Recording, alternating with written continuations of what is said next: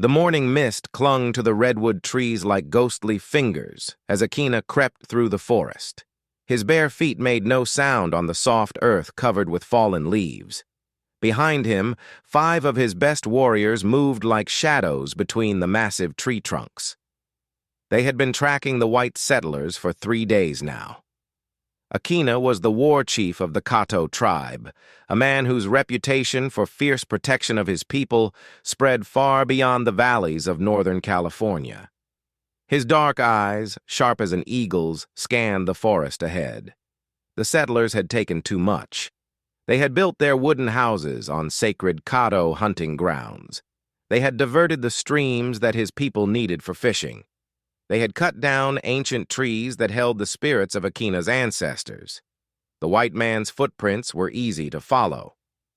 These newcomers moved through the forest like wounded bears, breaking branches and leaving deep marks in the soft ground. Akina's lip curled in disgust. How could people be so careless in the home of the spirits? As the sun climbed higher, burning away the morning fog, Akina spotted smoke rising in the distance.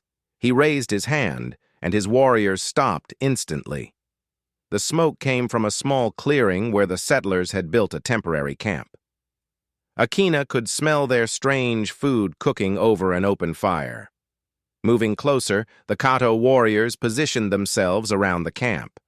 Akina counted 4 men, 2 women, and what looked like a child. The settlers sat around their fire, eating from metal plates and speaking in their harsh language that sounded like rocks grinding together. One of the white men stood apart from the others. He was younger than the rest, with sandy hair that caught the sunlight. Unlike his companions, this man kept looking around the forest as if he sensed danger. Akina noticed how the man's hand rested near a rifle that leaned against a fallen log. Akina made a silent signal to his warriors. They would wait until the settlers relaxed, then strike quickly. The plan was simple. Capture the men, send the women and children away with a warning to never return to Cahto lands. But as Akina watched, something unexpected happened. 3 riders burst into the clearing from the opposite side. These were not more settlers. These were raiders, rough men with wild beards and clothes stained with dirt and worse things. Their horses snorted and stamped, and the men carried rifles and pistols. "Well, well," called the leader of the raiders, a big man with a scar across his cheek. "What have we got here? Looks like Christmas came early, boys." The settlers jumped to their feet in panic. The women screamed. The men reached for their weapons, but the raiders were faster. Gunshots cracked through the forest, sending birds flying from the trees in terror. Akina watched in confusion as the scene unfolded. He had come to drive these settlers from his land, but now other white men were attacking them. The young man with sandy hair fought bravely, firing his rifle at the raiders while trying to protect the others. One of the settlers fell, blood spreading across his shirt. A woman knelt beside him, crying. The raiders laughed as they advanced, enjoying the fear they caused. "Take everything," shouted the scarred leader, "and if anyone tries to run, shoot them down." The young settler man was pushed to his knees, his hands tied behind his back with rough rope. Blood trickled from a cut on his forehead where a raider had struck him with a gun barrel. Akina found himself in a strange position. These settlers were his enemies, invaders on his ancestral land. But these raiders were something else entirely. They were destroyers who took pleasure in causing pain and fear. The war chief watched as the raiders searched through the settlers' belongings, taking anything valuable. They dumped out cooking pots, scattered clothes, and broke things just for the joy of destruction.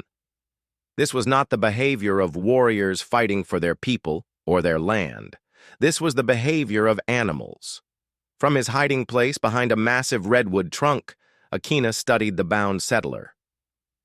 The young man's eyes darted around the clearing, not looking for escape, but watching for threats to the others. When one of the raiders approached an elderly woman roughly, the young settler spoke up despite his bonds. "She has nothing of value," he said in broken Spanish, a language Akina understood. "Take what you want from me, but leave her alone." The raider laughed and struck the young man across the face. "You're in no position to make demands, boy." Akina felt something stir in his chest. He had seen many battles, had captured many enemies, but he had never seen a captive show such courage to protect others. Among the Cahto, such bravery was respected above all else. The raid continued for what felt like hours. The raiders took food, tools, weapons, and even the settlers' horses.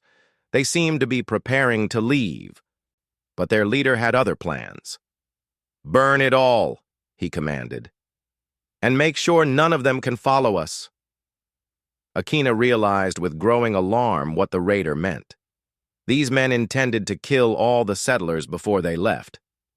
This was no longer a raid for supplies. This was massacre. The young settler man seemed to understand as well. His eyes grew wide with fear, but not for himself. He looked toward a covered wagon at the edge of the camp, and Akina saw him whisper something under his breath that sounded like a prayer.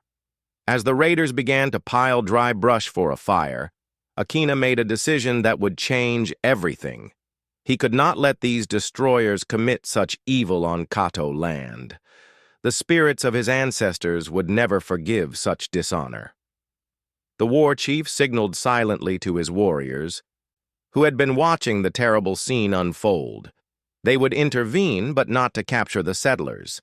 They would fight to stop a massacre from staining their sacred forest with innocent blood. Akina's war cry pierced the forest air like the scream of a mountain lion. His warriors emerged from the trees, their painted faces fierce with battle rage.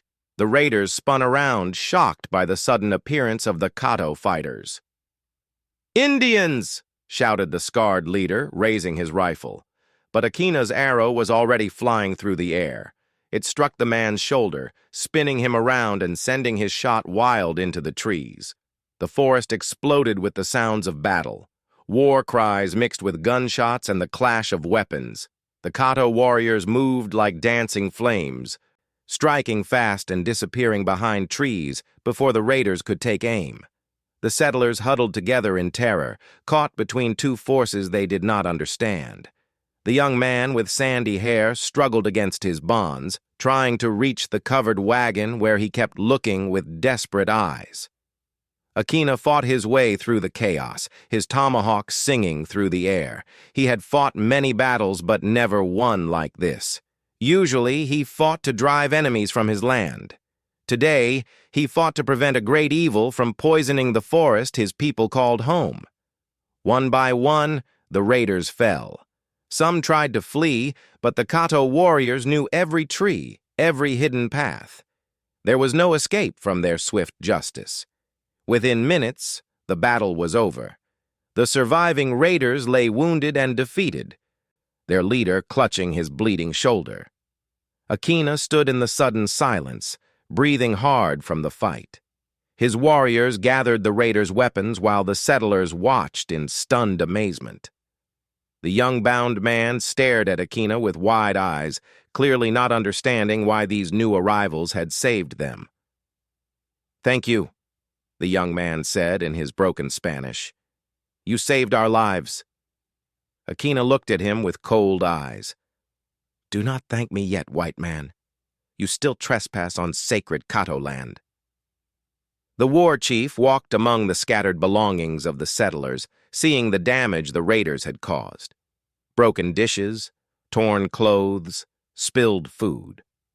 But his attention was drawn to the covered wagon that the young prisoner kept watching. Something moved inside the canvas covering. Not the movement of someone hiding, but something different.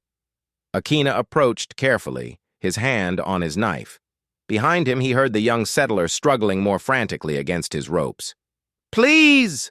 the young man called out. "She's just a child. She's afraid." Akina pulled back the canvas and looked inside. What he saw stopped him cold. A small girl sat in the corner of the wagon, her arms wrapped around her knees.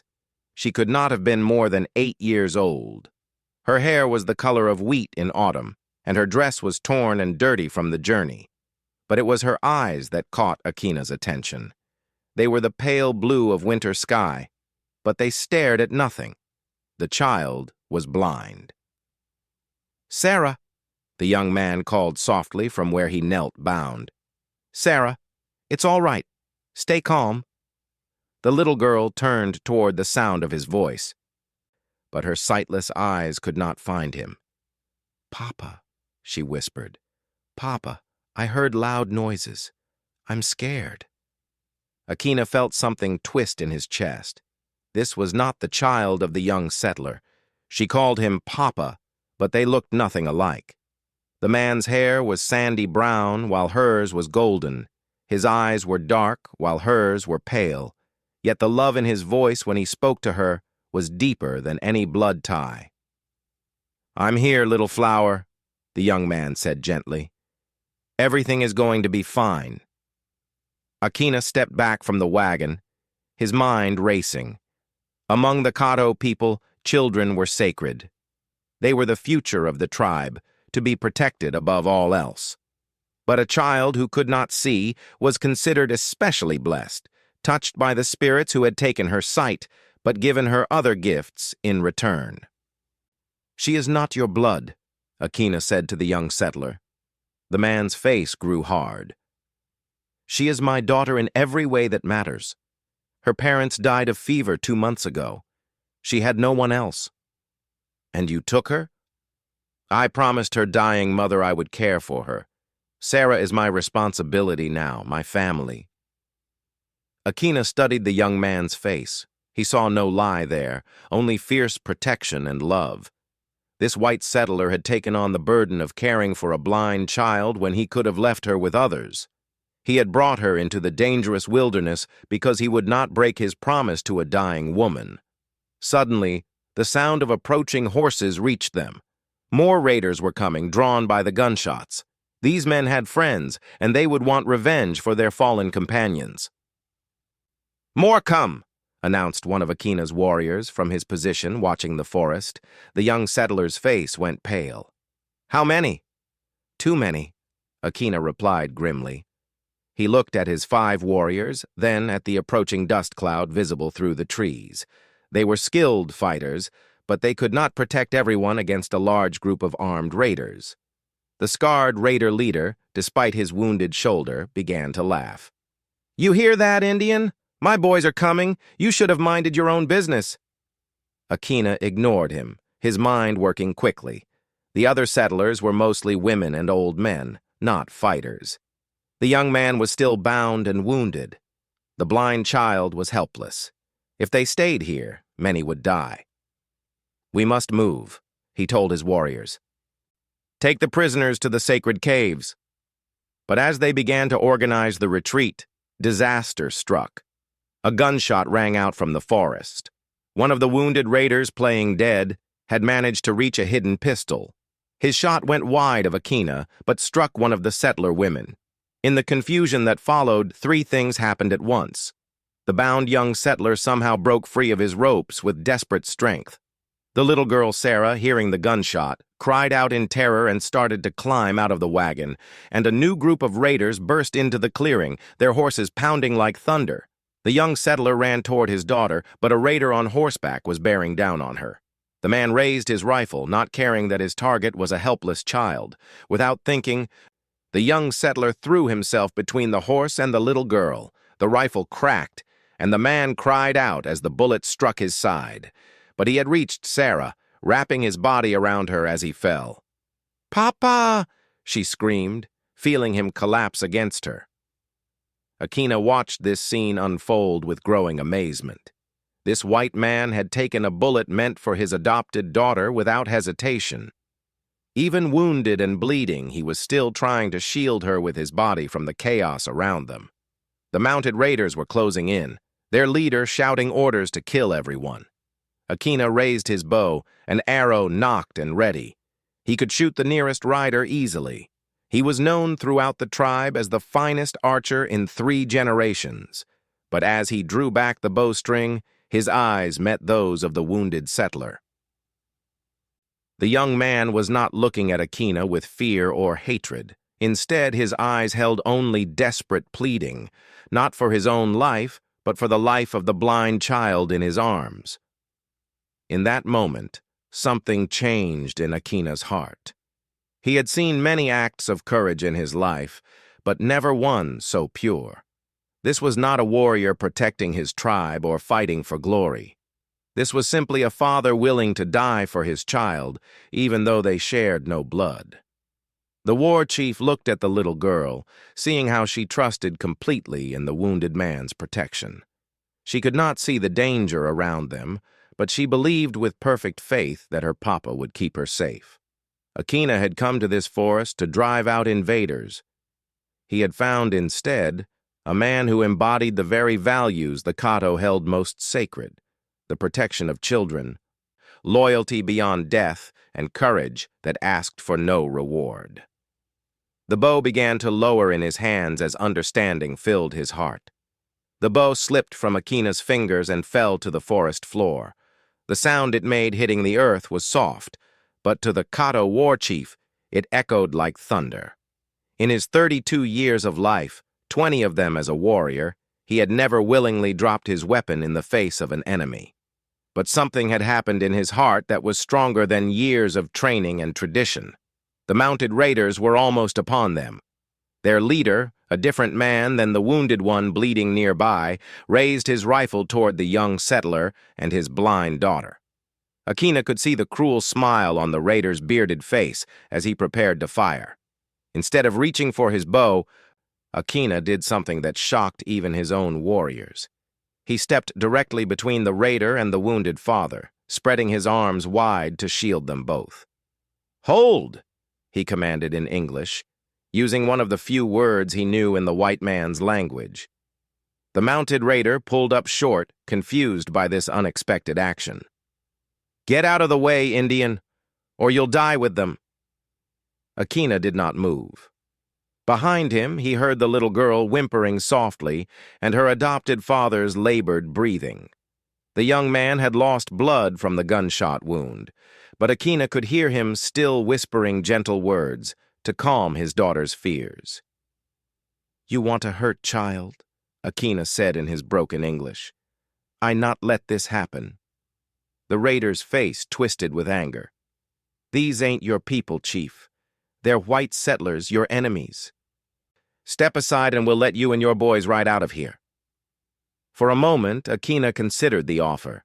It would be so easy to walk away, to let these white men solve their own problems. The settlers were indeed invaders on Cahto land. By all rights, he should be fighting against them, not protecting them. But then he heard something that changed everything. The little girl, Sarah, began to sing.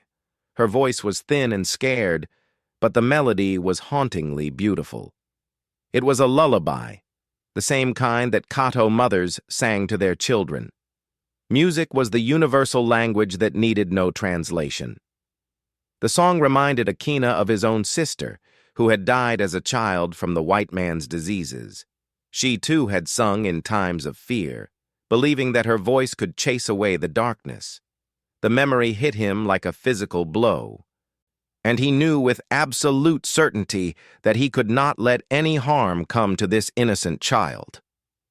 "No," Akina said firmly, standing his ground. "You go now. Leave these people." The raider leader's face grew dark with rage. "You're making a big mistake, Chief." "Maybe," Akina replied, "but it is my choice to make." What happened next surprised everyone, including Akina himself. His 5 warriors, seeing their chief's determination, moved to stand beside him. They formed a line between the raiders and the settlers, their weapons ready but their faces calm with resolve. "Kimo stands with his war chief," said the oldest warrior, a man whose scars told the story of many battles. "As does Nalnish," added another. One by one, each warrior declared his loyalty, not just to their leader, but to the principle he was defending. The protection of innocence was a sacred duty that transcended tribal boundaries. The mounted raiders found themselves facing 6 determined Cahto warriors who would not be moved.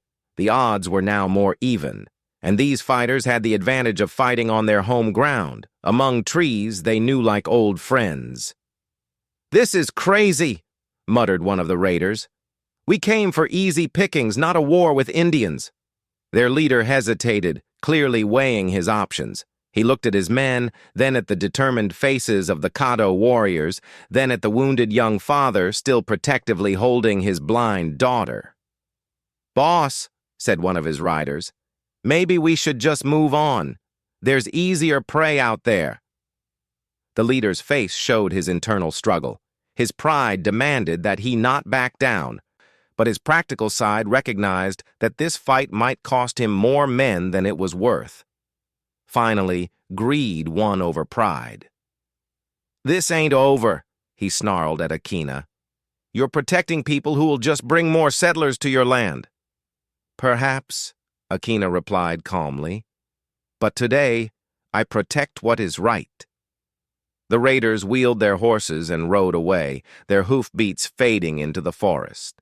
The remaining wounded raiders from the first group were left behind, too injured to travel. Akina's warriors would deal with them according to Cahto justice, but they posed no further threat. In the sudden quiet that followed, Akina turned to face the young settler and his daughter. The man was pale from blood loss but still conscious, still holding Sarah protectively in his arms. "Thank you," the young father whispered. "I don't understand why you helped us, but thank you." Akina knelt beside them, studying the man's wound. It was not life-threatening if treated properly. "You took bullet for child who is not your blood. This I understand." Sarah turned her sightless eyes toward Akina's voice. "Are you a good man?" she asked with the directness that only children possess. Akina was quiet for a long moment. "I try to be," he finally answered. "Papa says good men help people who need help, even if they're strangers." "Your papa is wise." The little girl smiled, the first smile Akina had seen from her since this terrible day began. "Papa tells the best stories. He promised to tell me about the big trees when I get better at walking in the forest." Akina looked up at the massive redwoods surrounding them, trees that had stood for centuries before any white man had set foot in this land. These trees were sacred to his people, holding the spirits of ancestors and the wisdom of ages. "These trees have many stories," Akina said softly. "Perhaps someday someone will tell them to you." The young father met Akina's eyes over his daughter's head. In that look, both men understood something important. They were still from different worlds, with different ways of life that might never fully mesh. But they shared something deeper than cultural differences. They both understood what it meant to protect the innocent and to value honor above personal gain. "My name is Thomas," the young man said. "Thomas Fletcher. This is Sarah. I am Akina, war chief of the Cahto people." "We were trying to reach the settlement at Round Valley," Thomas explained. "Sarah needs proper schooling, people who can teach her to read with her fingers. I heard there are missionaries there who know such things." Akina nodded thoughtfully. He knew of Round Valley, a place where some of his people had tried to make peace with the white authorities. It was a long journey from here, and dangerous for a wounded man traveling with a blind child. "The path is treacherous," Akina said. "Many who walk it do not reach the end." Thomas's face showed his worry. He understood the warning. "We have nowhere else to go." Akina made a decision that would have seemed impossible just hours earlier. "My people know safe paths. Tomorrow, when you are stronger, warriors will guide you to the edge of Cahto territory. From there, the way to Round Valley is clear. You would do that for us? After we trespassed on your land?" "You did not come to steal or destroy," Akina replied. "You came seeking a future for your daughter. This I can respect." That night, around a carefully tended fire, something remarkable happened. The surviving settlers, the Cahto warriors, and even Sarah shared food and stories. Language barriers made communication difficult, but kindness needed no translation. Sarah, feeling safe for the first time in days, sang her lullabies again.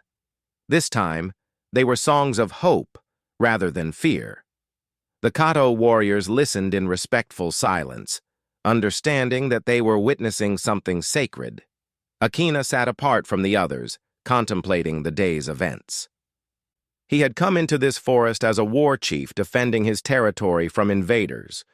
He was leaving it as something different, a man who had learned that enemies could become allies when united by a common cause. The decision to drop his bow had changed him in ways he was only beginning to understand. Sometimes, the greatest act of strength was not to fight, but to protect. Sometimes, the truest victory was not in defeating enemies, but in preventing tragedy. As the stars appeared overhead through the canopy of ancient trees, Akina knew that this day would be remembered in Cahto stories for generations to come. It would be told as the day their war chief discovered that courage came in many forms, and that protecting innocence was the highest calling of any true warrior. When morning came, true to his word, Akina sent 2 of his best warriors to guide Thomas and Sarah safely to the edge of Cahto territory. He never saw them again, but years later he would learn that they had reached Round Valley safely, and that Sarah had indeed learned to read with her fingers, growing up to become a teacher herself. The story of the Cahto war chief who dropped his bow to protect a blind white child became legend among the tribes of Northern California. It was told around winter fires as an example of how the greatest battles were sometimes won not through violence, but through the courage to do what was right, regardless of the cost. And in the forest where it all happened, the ancient redwoods continued to stand, silent witnesses to the truth that compassion knows no boundaries of race or tribe, and that sometimes the strongest warriors are those who choose when not to fight.